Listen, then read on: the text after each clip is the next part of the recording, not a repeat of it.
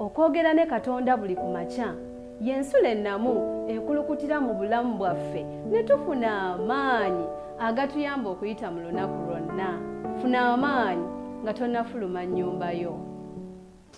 Omwagalwa atulaba ku TV yaffe eno Enganzi 3ABN era mu programu yaffe eno ensulo ey'okumakya kwanirizaako nnyo Mukama waffe Yesu Kristo.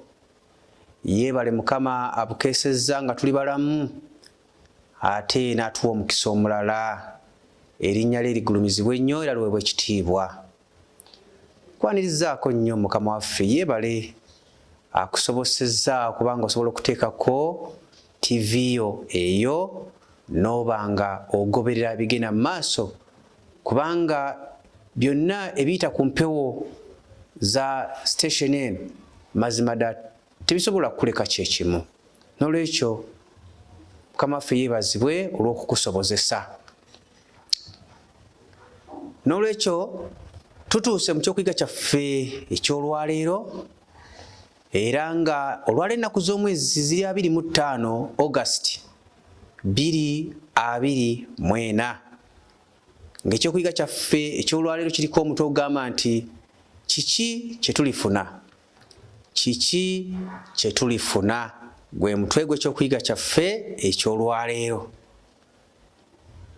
Akubuuzaako enkya ennungi eno era akwaniza mu programu yaffe eno nze Kwizera Lowell, omuweereza w'enjiri ya Kristo era nga nsinziira mu kkanisa ey'Eggayaza Seventh Day Adventist Church. N'olwekyo nkwanirizaako nnyo Mukama waffe Yesu Kristo era nsaba Mukama atuwe ekisa nga tugenda mu maaso n'ekyokuyiga kyaffe eky'olwaleero. Naye nga tutunaba kugenda wala mu kyokuyiga kino, kankusabe tusooke tuwulirize oluyimba ate Mukama lwatuteekeddeteekedde enkya eno tuluwulirize.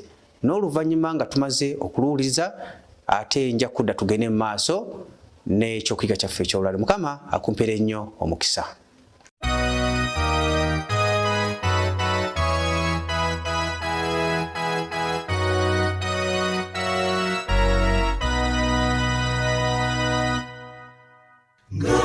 Tumazo mulimu gwaffe ebibala biritwalwa musanyu okubituusa mu kibuga ekijja.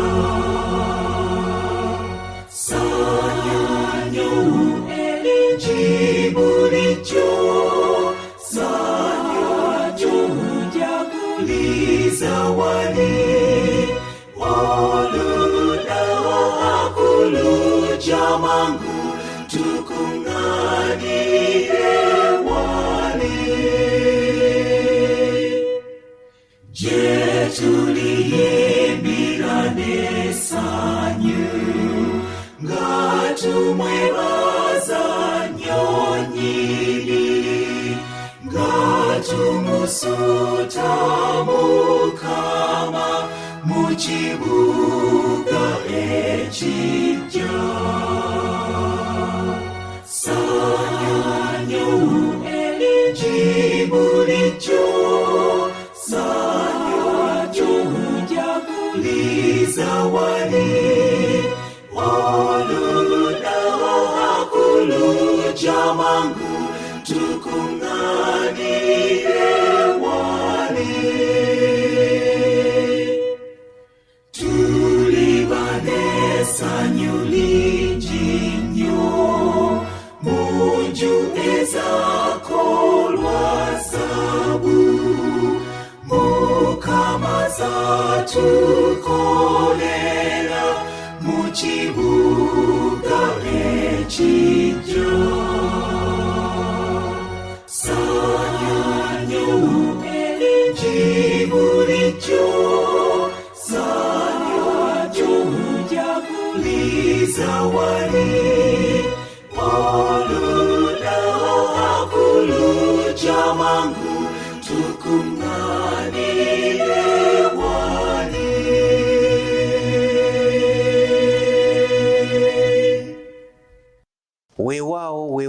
waffe yeebazibwe. Nkakasa ddala bulungi nga obubaka obadde mu luyimba olwo mazima tebukulese kyekimu. Nsaba Mukama atuyambe obubaka obeera mu nnyimba ezo mazima ddala bongere kutusembeza kumpi nnyo naye kubanga butukolera ddala bulungi. Weewaawo nakugambye era nakwanjulidde dda nti omutwe gw'ekyokuyiga kyaffe gugamba nti kiki kye tulifuna. Kale kankusabe tuweeyo okusaba ate tutandike ekyokuyiga kyaffe kino leero. Katusabe. Taata waffe omukulu ow'omu ggulu, tukwebaza kubanga otuwadde omukisa okubeera abalamu ne tusobola okulaba amakya amalungi bwe gati. Erinnya ly'Omukama ligulumizibwe nnyo era liweebwe ekitiibwa. Kituufu eriyo abalwadde, eriyo abalwaziza, eriyo abafiiriddwako abaagalwa baabwe, eriyo abasobeddwa mu ngeri ez'enjawulo, naye Mukama bonna twagala kubakwasa mu mikono gyo, obasaasire bayise mu kiseera ekizibu kyonna kye bayitamu. Mukama obawanguze. Taata waffe tugenda nno okuyiga ekyokuyiga ky'olwaleero ky'otuteekeddeteekedde. Tusaba otuyigirize okuyita Mwoyo Mutukuvu. Byonna bye tugenda okuyiga bibeere eby'okutugasa mu bulamu buno ate n'obulamu obugenda okujja. N'okusinga ennyo tusaba Mukama amaanyi gaffe gandike mu kitabo ky'abalonde eky'omu ggulu. Bw'olikomawo Yesu Kristo okubira eby'eggulu ng'ozze okunona abalonde bo, osange naffe nga tweteeseteese otwale waffe. Ogulumizibwe naffe tuweebwe omukisa. Ku bwa Yesu Kristo omulokozi waffe. Amiina, amiina, amiina. Omwagalwa, ekyokuyiga kyaffe tutandise bwe tuti. Tutandise n'ekyawandiikibwa kiri mu Matayo essula 19 olunnyo lwa 27 nga wagamba bwe wati. Awo Peetero n'addamu n'amugamba nti laba, ffe twaleka byonna ne tukugoberera. Kale tuliba naki? Peetero abuuza Yesu Kristo amugamba twaleka byonna, ffe twaleka byonna ne tukugoberera. Kale tuliba naki? Mu ngeri endala tulifuna ki? Mu mboozi ekwata ku musajja eyali omugagga, Mukama waffe yamuteeka wakati mu masaŋŋanzira. Mukama waffe Yesu Kristo yamuteeka wakati mu masaŋŋanzira g'okulondawo wakati w'obuyigirizwa ne Kristo ko n'ebyobugagga bwe ebingi. Ekyennaku kye kino nti omugagga ono yasalawo okusigaza ebyobugagga bwe n'agaana ekkubo ery'okweganyisa. Kitalo. Awo Peetero yali asinga okwanguyiriza mu batume 12 kwe kubuuza Mukama waffe nti laba, ffe twaleka byonna ne tukugoberera. Kale tuliba naki? Wabula Yesu teyanenya mutume ono mu bwakipaku bwe ng'emirundi emirala, naye ekibuuzo yakikkiriza. Lwaki? Peetero yali ayogera ku nsonga eri mu nsi yonna esangibwa mu baana ba Katonda, abo abasalawo okugoberera Yesu. Newankubadde nga kutuleetedde okugumira ebintu bingi ebizibu, okuwakanyizibwa, okukyayibwa n'okunyiigirwa mu nsi eno, olwo ffe tuliba naki? Ekibuuzo kino Yesu yakitwala nga kya nsonga, kubanga wakati mu kweganyisa kw'obuyigirizwa eggulu teryesuulirayo gwa naggamba wadde okusirika. Nedda, eggulu lifaayo. Amiina. Bassebo ne bannyabo, eggulu lifaayo bwe tuba nga tulina embeera yonna gye tuyitamu, oba ya bulwadde, oba ya kunyigirizibwa, oba kufiirwa. Eggulu teriddeyo ne ligamba nti teryagala kumanya. Eggulu lifaayo. Mu ngeri endala Katonda afaayo bwe tuba nga tulina embeera yonna gye tuyitamu. Y'ensonga lwaki Yesu yagamba ebigambo bino, na buli muntu yenna eyaleka ennyumba, oba abaluganda, oba bannyina, oba kitaawe, oba nnyina, oba baana, oba byalo olw'erinnya lyange, aliweebwa emirundi 10 era alisikira obulamu obutaggwaawo. Amiina. Omwagalwa, kiki kye waleka gwe yakkiza Yesu Kristo? Kiki kye waleka? Nkukakasa nti ekyo kye walekayo ku lwa Kristo. Yesu akusuubiza nti oli wakukubisaamu emirundi 10 nga kikuddizibwa. Si ekyo kyokka, naye ekisinga byonna agambye n'okutuwa obulamu obutaggwaawo. Amiina. Ekyo nno kye kisingira ddala obukulu. Eno ensi mwe tuli si ya lubeerera.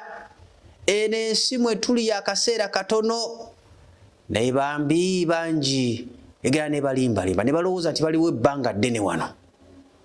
N'olwekyo nga tulowooza byonna bye tulowooza okukola era nga tukola byonna bye tukola, tumanye nti kuno ku nsi tuliwo akaseera katono, naye tulina gye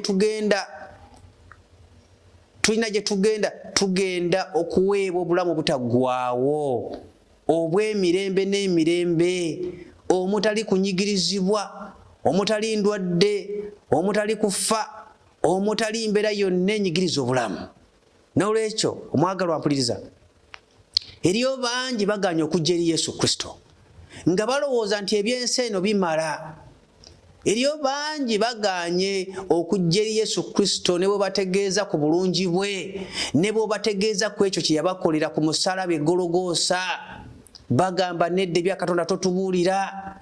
Naye ndi wano okukutegeeza omwagalwa mpuliriza era ndaba ku TV yawo nti byonna ebiri ku nsi kuno bya kaseera katono.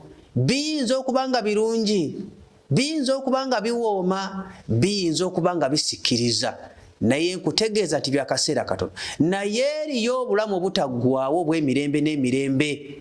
Tebulimu mulala yenna kabeere mukukunavu ng'afaanana atya, naye buli mu Yesu Kristo yekka, oyo mulokozi waffe. N'olwekyo gwe bw'obanga obadde towangayo obulamu bw'eri Yesu Kristo, guno gwe mukisa gw'okukola ekyo, kubanga mu ye mutusobola okufunira obulamu obutaggwaawo. N'olwekyo bwe tukkiza Yesu Kristo ne tubaako bye tweresa, ne tubaako bye twefiiriza, nkukakasa tekuba kufiirwa, naye manya nti oluvannyuma banga sidde n'okuva kati byakukubisibwamu ebyo byewaleka emirundi 10 n'omusobyo. N'olwekyo Mukama atuyambe tusobole okumanya walema okubaawo ekintu kyonna ekitubuzaabuza mu nsi muno, kubanga ebyensi eno byo byakaseera. Tubalabyeko bangi ababadde beekutte ku byensi eno, naye nga kati wetwogera tebakyaliwo era tebikyabagasa. Naye ng'ekigasa kimu kyokka, bwe baba nga bafiira Mukama waffe Yesu Kristo. Olwekyo kyekigasa, kubanga ye wali abeka ku bire by'eggulu Yesu Kristo agenda kubawa obulamu obujja, obulamu obw'emirembe n'emirembe. Weewaawo yensonga lwaki Yesu yagamba na buli muntu yenna eyaleka byonna bye yaleka waakuweebwa emirundi 10 era alisikira n'obulamu obutaggwaawo.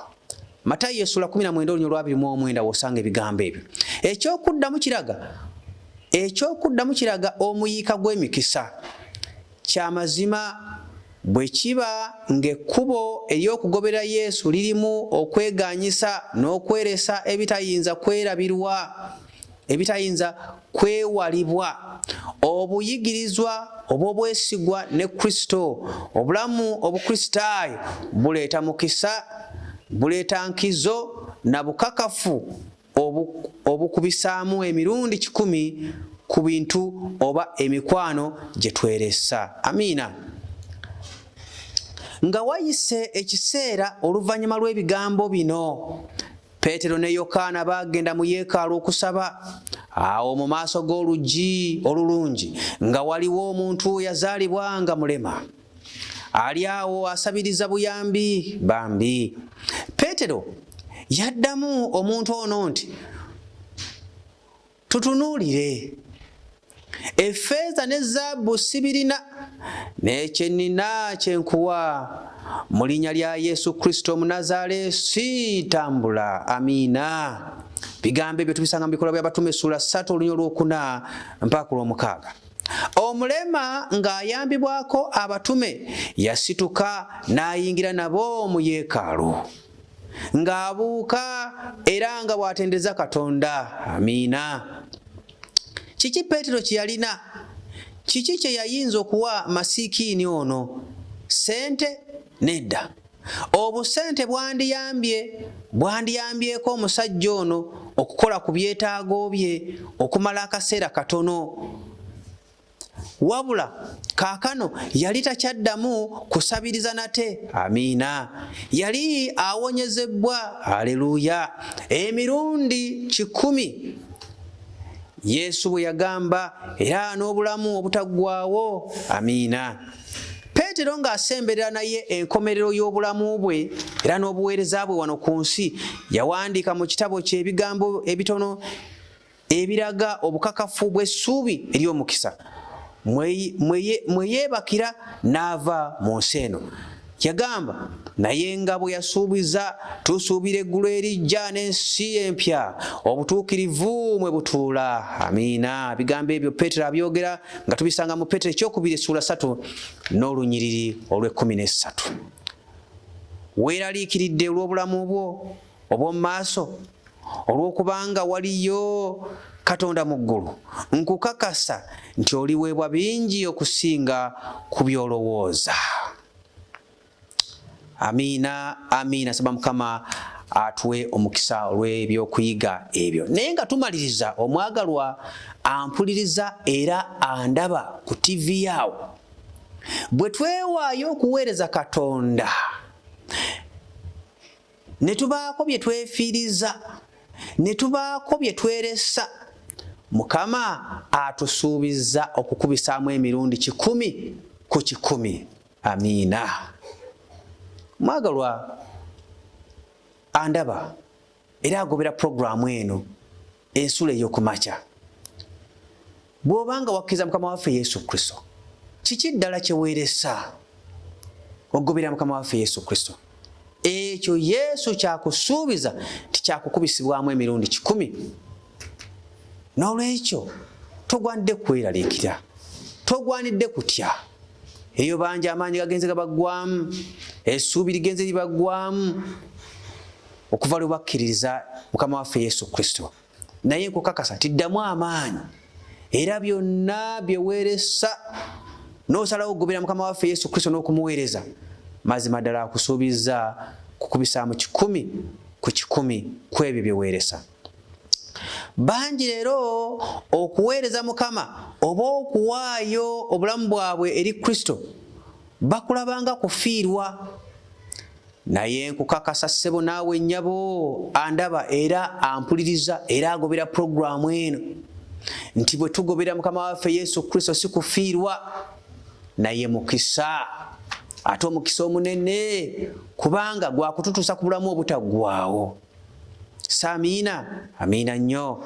N'olwekyo kyenva nsaba nti waayo obulamu bwe eri Mukama waffe Yesu Kristo, kubanga oyo mwe muli obulamu, oyo ly'essuubi yaffe ng'abantu, oyo alimu emikisa gyonna, naye n'okusinga ennyo omukisa ogw'omuyiika, ogw'omuggundo, ogw'amaanyi, gwe mukisa gw'obulamu obutaggwaawo. Ssebo naawe nnyabo angoberera era ali ku puroguramu eno, mukisa okuweereza Katonda era mukisa okuwaayo obulamu bwo eri Kristo. Nkukakasa togenda kwejjusa, toyinza kwejjusa ng'owaddeyo obulamu bwo eri Yesu Kristo n'akatono. Era ojja kubanga ogamba nti bannange nga nafiirwa nnyo ebbanga lye namala nga siwaddeyo obulamu bwange eri Yesu Kristo. N'olwekyo obudde tebunnakuyitako omwagalwa okuwaayo obulamu bwe eri Yesu Kristo. Ate togezaako kulwawo kugamba nti enkya, kubanga enkya wala nnyo. Abantu bafiira mu seconds, abantu bafiira mu ddakiika, abantu bafiira mu ssaawa. N'olwekyo oyinza okulowooza nti okyalina obudde bungi. Togezaako okulowooza nti nze nkyali muto, nkyalina emyaka mingi ku nsi. Gwani akugambye nti onoowangaala n'okaddiwa ng'abalala abamu Mukama bw'abasaasidde, kubanga n'abato tubalabye nga bafa. n'abavubuka tubalabye nga bafa. N'olwekyo buli mutendera gwonna abantu bafa. Kyenva ngamba tolinda nkya, waayo obulamu bwe eri Yesu Kristo era onoofuna enjawulo mu bulamu bwo, naye n'okusinga ennyo Mukama akuteeketeeka olw'obulamu obutaggwaawo. N'olwekyo Mukama akuyita okumuweereza, era Mukama atuyita okumuweereza n'ebyaffe byonna. Mukama bw'atuyita, atuyita n'ebyaffe byonna, atuyita ne bizinesi zaffe zonna, atuyita n'enteekateeka zaffe zonna, kubanga ffe balabirizi, ffe bawanika b'ebyo. N'olwekyo bw'atuyita, atuyita n'ebyo era tubikozese olw'okumuweereza. Alina Kristo ono gwe njogerako, Mukama waffe Yesu Kristo omulokozi waffe, aba alina obulamu obutaggwaawo. Alina Yesu Kristo omwana wa Katonda omulamu, aba alina obulamu obutaggwaawo. Singa osomye mu Yokaana ekisooka essula 5:11 mpaka 12 ojja kulaba ebigambo ebyo nti alina omwana, alina obulamu, naye atalina mwana wa Katonda talina bulamu. N'olwekyo omwagalwa mpuliriza, oyagala obulamu obutaggwaawo, oyagala obulamu obw'emirembe n'emirembe, obulamu omutaliimu kunyigiriza, obulamu omutali kufa, obulamu obutali ndwadde, obulamu obweyagaza, obulamu obw'essanyu, obulamu obw'emirembe, obulamu Adamu ne Kawa bwe baalimu nga tebannaba kwonoona, obulamu obufaanana bwe butyo tebuli walala wonna, naye buli mu Yesu Kristo. Omwagalwa, eriyo abantu bangi beekutte ku bantu obuntu, abatagaba bulamu, abataliimu bulamu. Naye nze nkutegeeza nti weekwate ku Yesu Kristo, kubanga ye yekka awa obulamu, ye yekka atusobozesa okubeera abawanguzi, era oyo ye yekka ajja kutusobozesa n'okutuuka mu bulamu obutaggwaawo. N'olwekyo Mukama waffe yeebazibwa olw'ebigambo by'olwaleero. Ebigambo mu puroguramu eno ensulo ey'okumakya, era ddala nsulo ya kumakya etukulembera nga tutandika olunaku lwaffe olujja. Wandyagadde okuwaayo obulamu bwo eri Yesu Kristo, gwe angobera ku puroguramu eno ng'obadde tonnakikola, wandyagadde okuwaayo obulamu bwo eri Yesu Kristo oyo. Omukisa weeguli okukola ekyo, era ngenda kuwa n'ennamba yange y'essimu, osobola okunkubira ku nnamba y'essimu ne tukola enteekateeka butya bw'oyinza okuwaayo obulamu bwo eri Yesu Kristo ng'obudde tebunakuyitako, kubanga guno gwe mukisa gwo gwokka gw'olina Mukama gwakuwadde. N'olwekyo Mukama atusuubiza bwe tumuweereza, bwe tuwaayo obulamu bwaffe ne tumugoberera, atusuubiza 100 ku 100 okukubisa mu ebyo bye tuba tweresezza. Saba Mukama akumpeera ennyo omukisa. Ennamba zange z'essimu kanzikuwe, osobola okunkubirako gw'atannaba kuwaayo obulamu bwe eri Yesu Kristo. N'onkubirako ne tukola enteekateeka ennungi namutaayika, temuliimu nsimbi.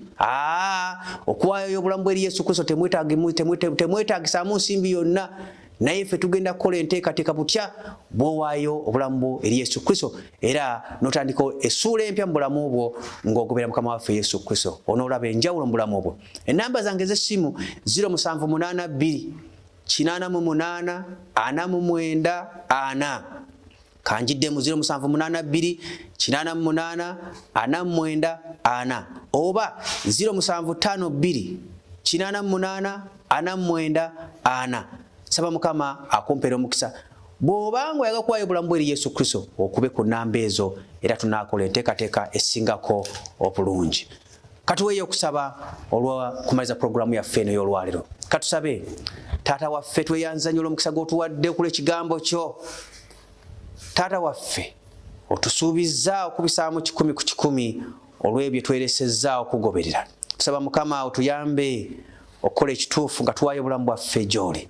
Ate n'oluvannyuma tukole ekitundu kyaffe nga tuwaayo ku ebyo by'otuwadde Mukama olw'okuweereza, ate n'eri abo abayaayaana nga tebalina banoonya obugabirizi obwa buli ngeri. Taata waffe, tusaba otubeere tuwa olunaku olulungi, leka Omwoyo Omutukuvu atukulembere, omukisa gwo gubeere wamu naffe mu byonna bye tugenda okukola olwaleero, ogootaanye amaanyi gonna ag'omulabe Sitaani abalwadde bajjanjabe, abafiiriddwa Mukama bagumye era bazzeemu amaanyi, abasobeddwa mu ngeri ez'enjawulo Mukama babeere w'omukisa amaka gaffe n'emirimu gyaffe n'enteekateeka zaffe zonna. Bwetyo butusabe n'okwegayirira okuyita mu linnya lya Yesu Kristo omulokozi waffe. Amiina, amiina. Mukama akumpere nnyo omukisa omwagalwa abadde ku pulogulaamu eno. Beera bulungi. Amiina, amiina. Okwogera ne Katonda buli ku makya y'ensula ennamu ekulukutira mu bulamu bwaffe ne tufuna amaanyi agatuyamba okuyita mu lunaku lwonna. Funa amaanyi nga tonnafuluma nnyumba yo.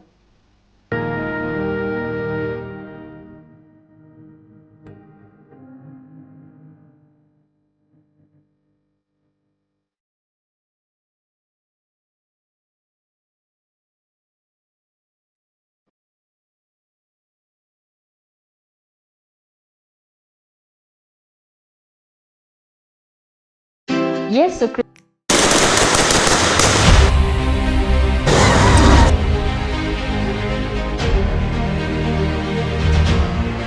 mu nsi etabusetabuse bweti ebibuuzo bingi, naye ate ekyewuunyisa nti ne mu byeddiini ensonga y'emu. Tunaakola tutya? Tunajjawo ebyokuddamu? Naye nzize n'ensonga ennungi, kubanga Bayibuli yeyina ebyokuddamu eri buli kibuuzo kye twebuuza. Nnyinza ntya okusoma Bayibuli ne ngitegeera?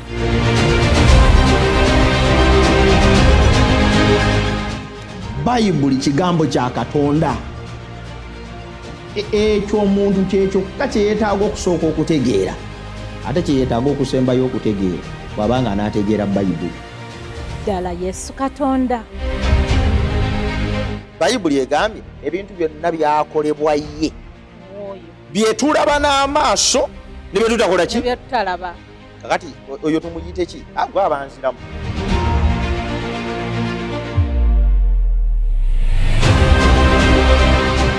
Okusinza kyeki? God first, God last, God in everything. That's the simple definition of the word worship. Ebyo byonna n'ebirala bingi biddibwamu wano ku 3ABN TV mu puroguramu yo Bayibuli egamba ki? Buli kawungeezi sabbiiti ng'erumye ku ssaawa emu, ate n'eddibwamu buli Wednesday ku ssaawa 9. Nange omuweerezaawo era omutesitesi wa puroguramu eno Maureen Namuteri. Jangu tuyige ate nga bwe tunyumirwa.